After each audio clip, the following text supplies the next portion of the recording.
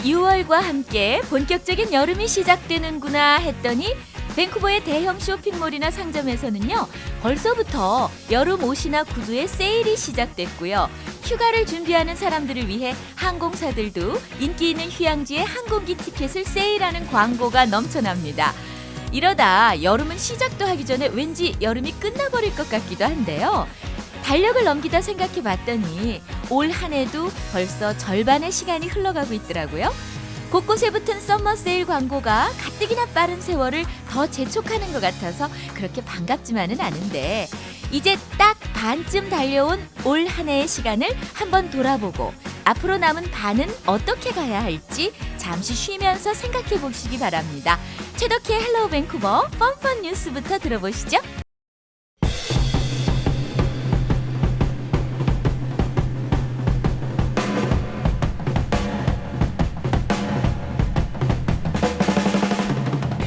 날씨는 더워지고 길은 막히는데 운전하느라 짜증날 때 많으시죠? 인터넷 업체 구글에서 무인 자동차 시제품을 선보였다고 합니다. 차량 부품 업체와 제조업체 등이 협력해 만든 2인용 소형 전기 자동차 시제품은요, 스스로 도로를 인지해서 운전대와 가속 페달, 브레이크 페달 없이도 주행이 가능하다고 합니다. 구글은 앞으로 몇 년 뒤면 완성된 차량이 각지에서 운행되기를 기대한다고 밝혔는데요. 알아서 운전하는 똑똑한 차, 영화 속 얘기 같은데 곧 현실이 될 것 같네요. 미국의 한 남성이요, 전 부인의 집에 들어가기 위해 문이 아닌 굴뚝을 이용하려다 굴뚝에 갇힌 지 2시간 만에 소방관에 의해 구조됐다고요. 오렌지 카운티의 소방당국의 말로는요, 그가 굴뚝 중간에 깊이 들어가 있는 바람에 호흡이 어려워 매우 위험했고, 결국 굴뚝 바깥으로 머리를 드러내는 순간 산소 마스크를 착용시키고 벽돌을 제거해 끌어올릴 수 있었다고 합니다. 현재 왜 이 남성이 대문을 놔두고 굴뚝으로 들어갔는지는 조사 중이라고 하는데요. 아니, 굴뚝은 왜 들어가가지고 이런 소란을 피웠는지, 크리스마스도 아니고 자신이 산타클로스 할아버지라고 착각을 했던 건 아닐까요? 미국 샌프란시스코의 부동산 재벌로 떼돈을 벌었다는 한 부자가요, 히든 캐시라는 닉네임으로 그의 트위터 계정에 도시 곳곳에 벤치, 벽, 나무 등이 찍힌 사진을 올리고 곳곳마다 히든 캐시라고 적힌 흰 봉투에 100에서 200달러의 돈을 넣어 감춰놓고 보물찾기 게임을 하고 있다고 하네요. 수익의 일부를 사회에 재미있는 방식으로 환원하고 싶어 이런 프로젝트를 준비했다고 하는데요. 이미 많은 사람들이 돈 봉투를 찾아 기쁨의 인증사진을 올리고 있다고 합니다. 이 보물찾기 프로젝트는 일주일에 1, 2회씩 계속 진행되고요. 샌프란시스코를 비롯해 오클랜드, 산호세까지 그 범위를 확대할 예정이라고 합니다. 히든 캐시 봉투, 저도 꼭 찾고 싶은데 밴쿠버까지 진출할 계획은 없으신가요? 영국의 민간 우주 항공사인 버진 갤럭틱이 월드스타인 레오나르도 디카프리오와 함께하는 우주여행 상품을 내놓았다고 합니다. 이 상품은요, 2015년 스페이스쉽 2 우주선을 타고 우주를 관광하는 것으로 이미 경매를 통해 우리 돈 10억여 원에 팔렸다고 하는데요. 조종사를 제외하고 총 6명의 관광객이 탑승할 수가 있는데요. 디카프리오와 동승자를 제외한 티켓 역시 고가에 판매됐다고 합니다. 이 비행선에 탑승한 사람들은요, 지구의 아름다운 모습과 고요한 우주의 모습을 무중력 상태에서 관찰할 수 있다는데요. 게다가 옆에 디카프리오까지 함께라면 영원히 지구를 떠나고 싶어지지 않을까요? 도쿄 아카사카 지역에 위치한 한 식당은요, 대머리 고객에게 식사값을 할인해주고 단체 탈모 손님에게는 음료까지 무료로 제공한다고 합니다. 대머리 손님들이 좀 더 당당하게 자신을 드러내기 바라는 마음에서 이런 혜택을 주는 거라고 하는데요. 탈모 고객에게 적용되는 할인 혜택에 탈모가 시작되는 사람들이 서로 고민을 나누는 편안한 장소로 인식되면서 대머리 손님에게 인기 만점 식당이 됐다고 하는데요. 이 식당은 조명을 너무 밝게 할 필요는 없을 것 같네요. 손님들이 앉아있는 것만으로도 식당이 환하게 빛나지 않을까 싶습니다. 바닷속에 2년간 잠겨있던 디지털 카메라의 사진들이 생생히 복원됐다고 하네요.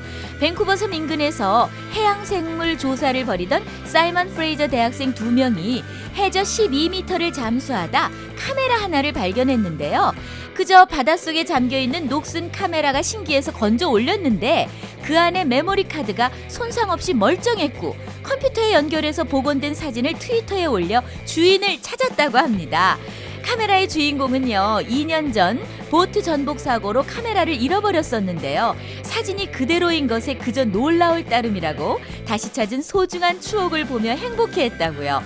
저도 그 카메라의 모습을 화면을 통해 봤거든요. 거의 카메라라고 생각하기 힘들 정도로 심하게 녹슬어 있던데 그 안에 메모리 카드가 멀쩡했다니 믿어지지 않던데요. 기적처럼 주인을 다시 찾아온 이 사진들, 끝까지 주인과의 의리를 지켰네요. 이상 뻔뻔 뉴스였습니다. 네, 오늘 소개해드릴 여기는 어때요의 여기는요, 바로 리치몬드에 있는 아이오나 비치 파크입니다.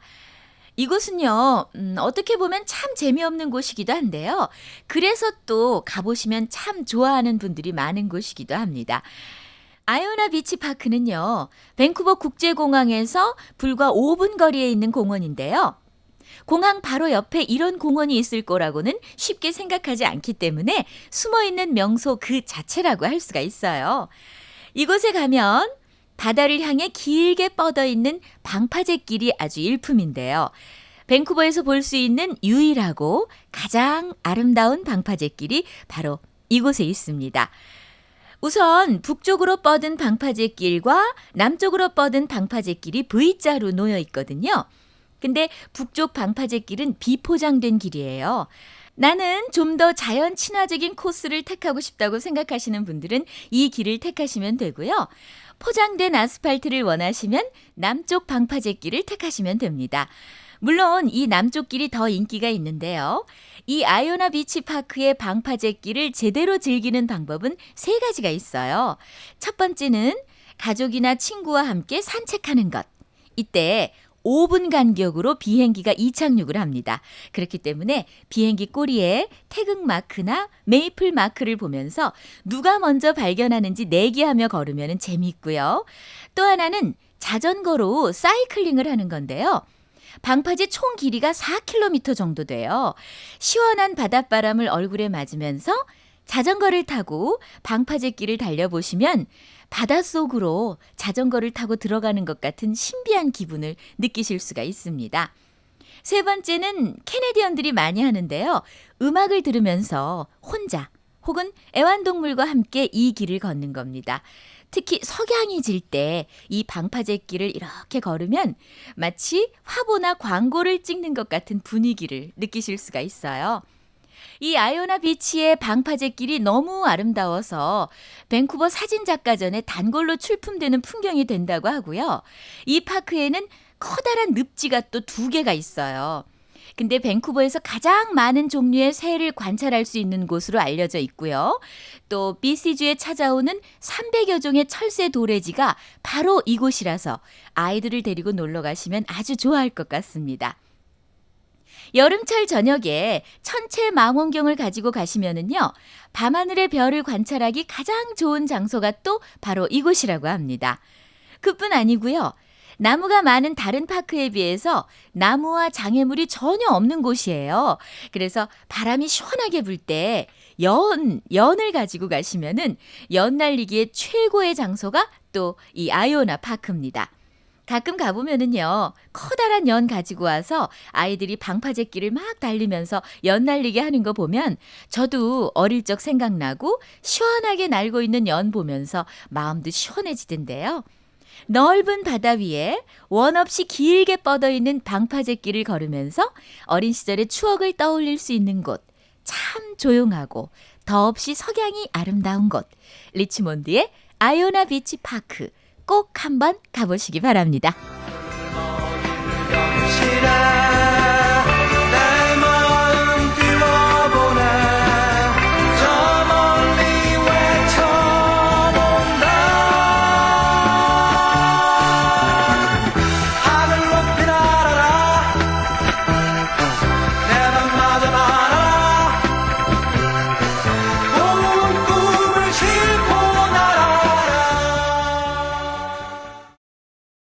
네, 우리 교민 여러분들께 몇 가지 소식 알려드릴게요. 밴쿠버에 살면서 누릴 수 있는 좋은 혜택 중에 하나가 바로 세계 여러 곳의 음식들, 그런 음식들을 손쉽게 즐길 수 있다는 게 아닐까 싶어요. 다국적 국가다 보니까 밴쿠버에서는 5대양 6대주에 있는 거의 모든 유명 요리들을 접할 수가 있죠. 또 밴쿠버에는 세계적인 명성을 지닌 많은 인류 요리사들과 레스토랑이 많기로 유명한데요. 밴쿠버의 인류 요리사들이 제공하는 다양한 먹거리들을 한 곳에서 맛볼 수 있는 환상적인 행사가 열립니다. 지난해 처음으로 열려서 뜨거운 반응을 얻었었던 밴쿠버 음식문화 축제가요.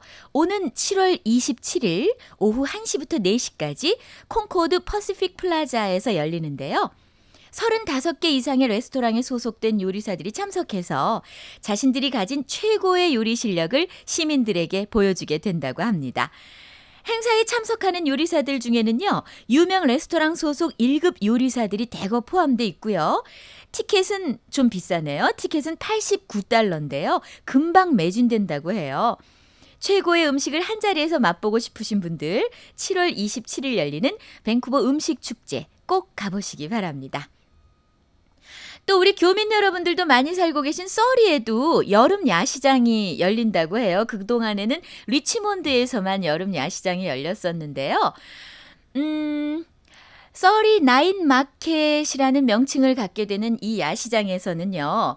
역시 여러 나라의 다양한 음식들, 이국적인 음식들이 등장하고요. 또 야시장 행사장에 설치되어 있는 무대에서 여러 가지 다문화 공연들도 열릴 것이라고 합니다.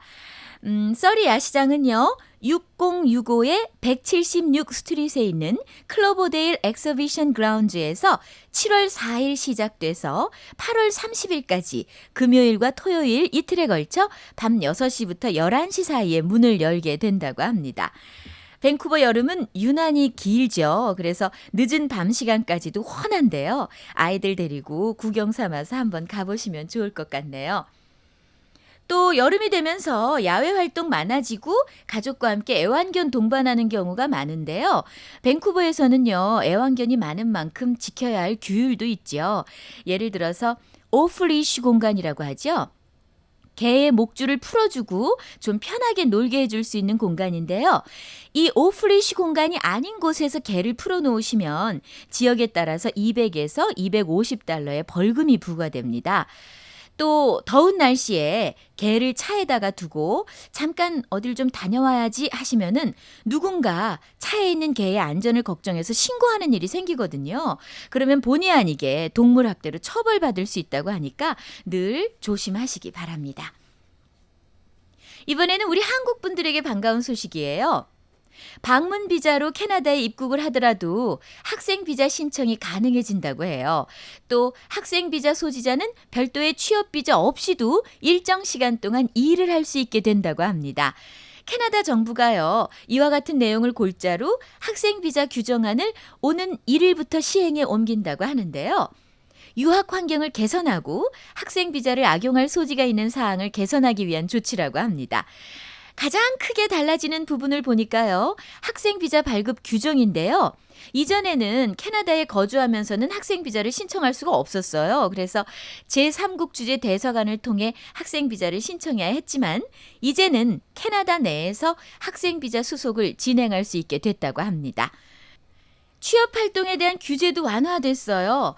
주 정부가 인증한 고등교육 과정에 풀타임으로 재학 중인 유학생은요. 별도의 취업 비자 없이 학기 중에는 일주일 기준 최장 20시간, 방학 동안에는 풀타임으로 취업해서 일할 수 있게 됐다고 합니다.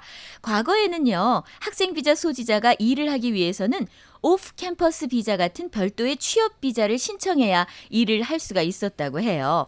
대신에 학생 비자 발급에 대한 심사는 좀 강화됐고요. 또 그동안 문제가 제기됐던 코업 취업 비자 발급 대상 학교는 축소가 된다고 합니다. 새 규정을 통해서 별도 취업 비자 없이 일을 할 수 있게 됐지만 그렇다고 학업에 소홀해서 출석을 미달하거나 낙제를 하면 언제든 학생 비자가 취소돼서 추방당할 수 있다고 하니까 공부는 열심히 하시면서 일을 하셔야겠죠? 캐나다 유학 준비하시는 분들에게는 어쨌든 반가운 소식이었네요. 이마가 훤히 보이게 들어묶은 머리카락 걸을 때마다 찰랑찰랑 매끈한 다리를 감싼 바지 끝단 아래로 가벼운 운동화 모든 게 심플하지만 아름다움이 풍겨워 또 어딜 가든 예의 바른 행동과 미소와 말투 내 거친 생각마저 상냥하게 만들어놓은 마치 내 심장 위에 타투 숨통이 막히도록 차있어 내 가슴 가득 우리 함께 밤을 보낸 다음 이불 끝자락에 남은 너의 향기에 난 취해 잠을 자 새하얀 너의 살은 부드러운 뺨을 마음껏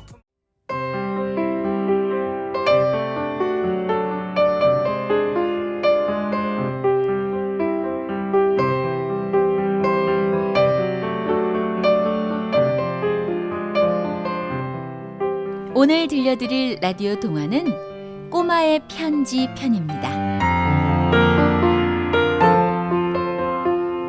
한 남자가 교통사고를 당해 병원으로 실려갔습니다. 기적처럼 목숨은 건졌지만 의식이 돌아오자마자 그는 절망에 빠졌습니다. 사고가 그의 두 눈을 앗아갔던 것입니다. 남자는 의사를 붙들고 절규했습니다. 내 눈이 어떻게 된 겁니까? 의사도 어쩔 수 없다는 듯 조용히 환자의 등만 쓸어주었습니다. 진정하십시오. 이식을 하는 것 말고는 가망이 없는 상태에서 그는 일반 병실로 옮겨졌고 그곳에서 한 꼬마 숙녀를 만났습니다. 옆 침대에 입원 중인 아이는 놀아줄 친구라도 만난 듯 그를 반가워했습니다. 그리고 호기심 어린 눈으로 다가와 그에게 말을 걸었습니다. 아저씨, 아저씨 눈이 꼭 미라 같다. 아저씨, 아저씨 말 못해? 하지만 누군지도 모르는 사람과 말을 주고받을 만큼 마음이 편하지 않은 그는 그런 아이가 몹시 성가셨습니다. 그는 이제 아무것도 볼 수 없는 눈을 감싸 쥐고 깊이 흐느꼈습니다. 아저씨, 울지 마. 우리 엄마가 그러는데 자꾸 울면 병이 안 낫는데. 아이가 잡아주는 손에 그는 슬그머니 고개를 들었습니다. 그날 이후 남자와 아이는 병원에 소문난 단짝이 되었습니다. 두 사람은 정원을 산책하기도 하고 벤치에 앉아 이야기도 주고받았습니다. 아저씨, 있잖아. 나 아저씨랑 결혼할 거야. 정혜는 아저씨가 그렇게 좋아? 좋아. 하지만 남자와 7살 꼬마 숙녀의 이별은 생각보다 빨리 찾아왔습니다. 그가 퇴원을 하게 된 것입니다. 아저씨, 나 퇴원할 때 꼭 와야 돼. 알았지? 그래, 우리 정혜 퇴원하는 날 아저씨가 예쁜 꽃 사가지고 올게. 자, 약속. 약속. 그로부터 몇 주 후 병원에서 전화가 걸려왔습니다. 안구 기증자가 나타나 눈을 이식할 수 있게 됐다는 소식이었습니다. 그는 뛸 듯이 기뻤습니다. 수술을 성공적으로 마치고 잃었던 빛을, 세상을 온전히 되찾은 그는 어느 날 기증자가 보냈다는 한 통의 편지를 보고 그만 가슴이 무너져 내렸습니다. 편지에는 빼뚤빼뚤한 글씨로 이렇게 쓰여 있었습니다. 아저씨, 난 아무래도 아저씨랑 결혼은 못할 것 같아. 그러니까 이제 아저씨의 눈이 돼줄게. 7살 어린 꼬마가 그에게 준 것. 그것은 세상에서 가장 아름다운 눈이었습니다.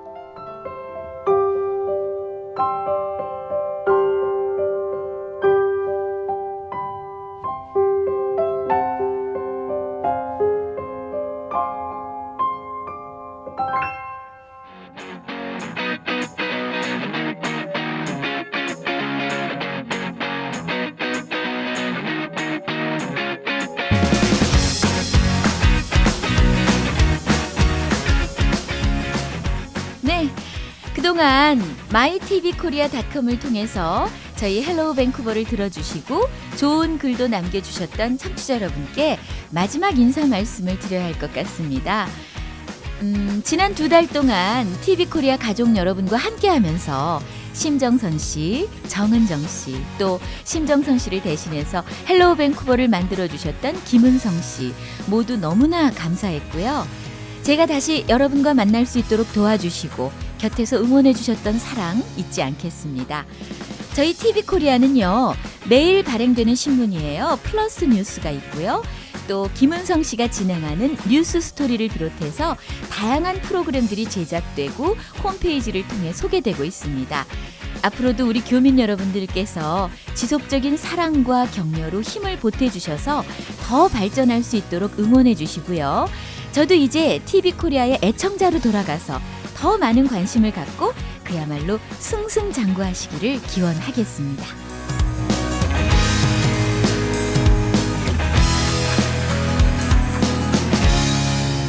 저는 TV코리아를 떠나지만 우리 밴쿠버 교민 여러분, 또 한국에서 방송 들어주시던 청취자 여러분들을 계속해서 만날 수 있도록 노력할 거고요. 더 좋은 모습으로 다시 만날 수 있을 거라고 생각합니다. 한국을 떠나와서 방송을 쉬면서도 사실 한순간도 제가 이제 성우가 아니고 방송을 완전히 떠났다고 생각한 적은 없었거든요. 늘 여러분 곁에 있는 최덕희라는 거 기억해 주시고요. 다시 한번 TV코리아에 우리 교민 여러분들의 끊임없는 사랑 부탁드리면서 오늘 방송 마치겠습니다. 청취자 여러분 감사합니다.